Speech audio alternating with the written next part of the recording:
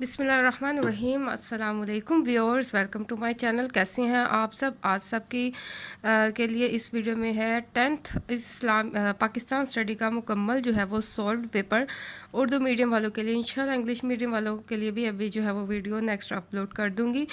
तो चलते हैं जनाब इसकी प्रेजेंटेशन की तरफ कि आप लोगों ने पेपर कैसे सॉल्व करके आना है, ठीक है।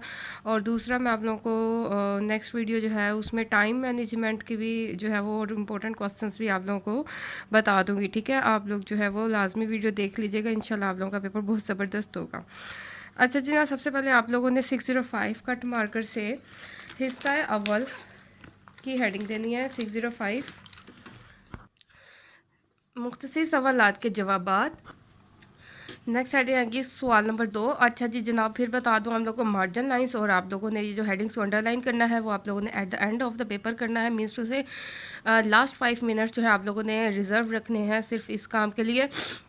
और ये याद रखना कि जहाँ से भी आप पेपर स्टार्ट कर रहे हैं लिखते हुए उसकी स्पेस ज़्यादा दें, ताकि जब आपका पेपर एग्ज़ाम में इस तरह पिन अप हो तो आपका लिखा हुआ जो है वो उसके अंदर वेस्ट मत जाए, ठीक है। जहाँ पे भी आप लोग जिस साइड से लिख रहे हैं, राइट से या उस इंग्लिश में लेफ़्ट साइड से, आपने ये वाली जो स्पेस है उसमें ज़्यादा रखनी है, ठीक है।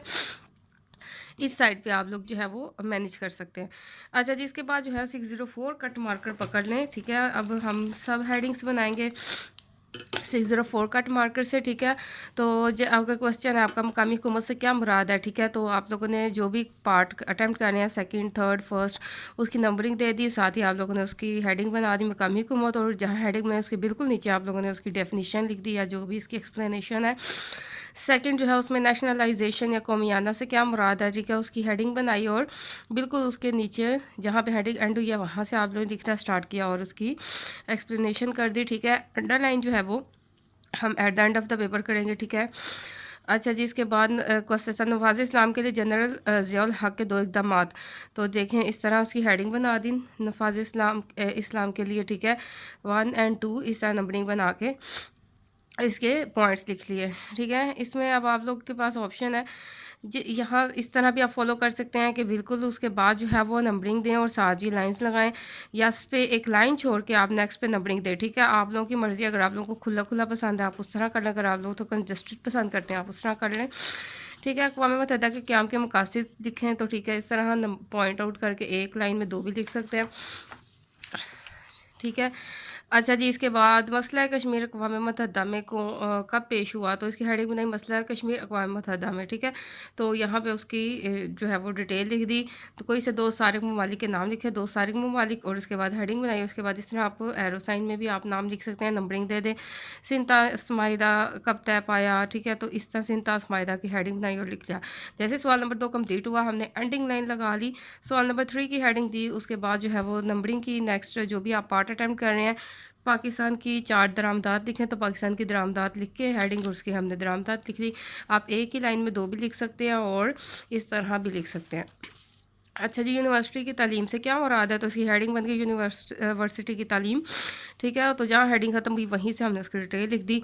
ये देखें, मैं यहाँ इस पेपर में मैंने एक एक लाइन स्किप करके फिर नंबरिंग दी है। इस तरह थोड़ी सी खुली लुक आ रही है, ठीक है। अगर आप लोगों की राइटिंग बहुत बड़ी बड़ी है फिर आप इसे फॉलो कर सकते हैं।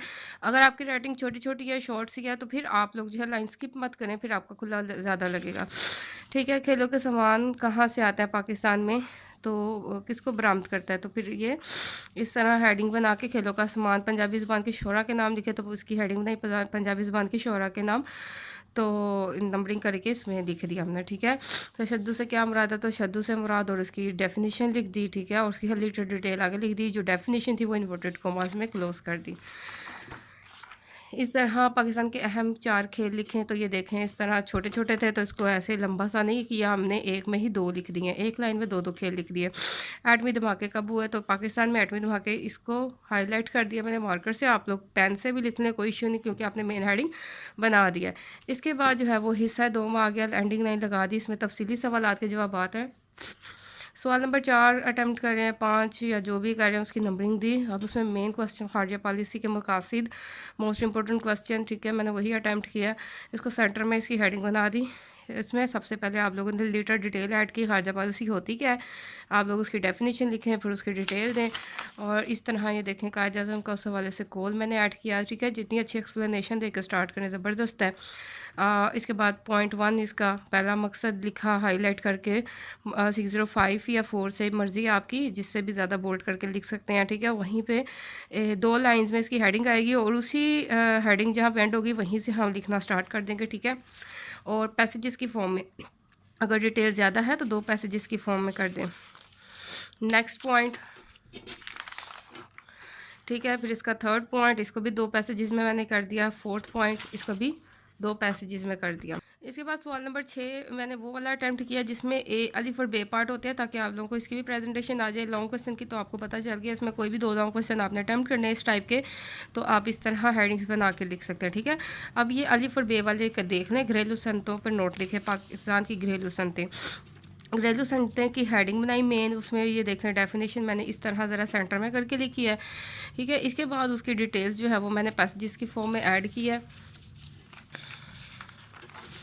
अब ये जो मेन घरेलू सनतें हैं उसका मैंने जो है वो नंबरिंग दे के 14 घरेलू सनतें लिखी हैं, नंबरिंग दे के सारे लिख लें। अब ये देखें स्टार्ट में मैंने थोड़ी सी स्पेस छोड़ी है, ज़्यादा मत छोड़ें, 1 या 2 लाइन का गैप छोड़ के फिर आप लोग नंबरिंग दें, ठीक है। प्रेजेंटेशन अच्छी आती है इससे।